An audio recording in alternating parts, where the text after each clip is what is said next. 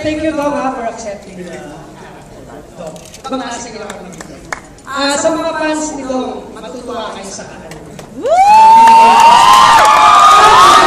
Sa totoo lang, nung pinoconceptualize yung sinulat ko yung mga inisip ko Red Bandos, hindi Dong yun. Kasi, nanangyan pa kasi kami sa banal eh. Dalawa kasi pelikula ginagawa niya at that time. Finally, pumayag siya. And very thank you. Dahil para, kay Ding Dong talaga to, Mars, di ba? Siya talaga yung nasa isip namin. To play, dahil una, magaling magsayaw. Ngayon. Magaling umarte. Bago siya nanalo, kami ko na nakaisip ha. Dahil nagagaling ako kayo. And, isa pa, napapabalik na tao. Pinong 7 days so na tapos na. Ganyan magaling si Dong. Thank you rin sa GMA and short story lang.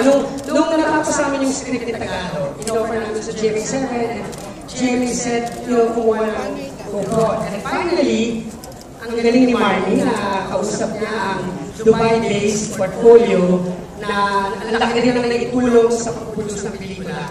Marnie, kwento mo yung part na yun. Sana ma-enjoy yung pelikula. I hope and I know that this film will inspire everyone. Maraming salamat. Hello. Maraming salamat po sa inyo lahat, sa mga fans ni Ligo.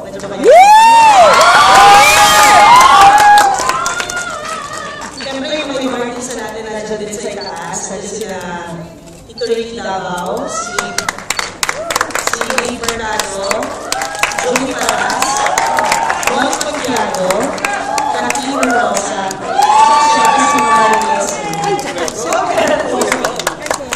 So, we hope that this film will inspire a lot of Filipinos. Siyempre, worldwide hit naman talaga yung Dancing in Ace, yung hit sila sa YouTube. Pero I hope through this film, makita naman sila sa big screen, yung transformation nila. Through, of course, yung leader nila si Mando. Yan. So, and si Patrick Burke, siyempre. So, I hope you enjoyed the film. We shot it in 7 days. Sana po, tagilikin nyo at magustuhan ninyo. Maraming salamat.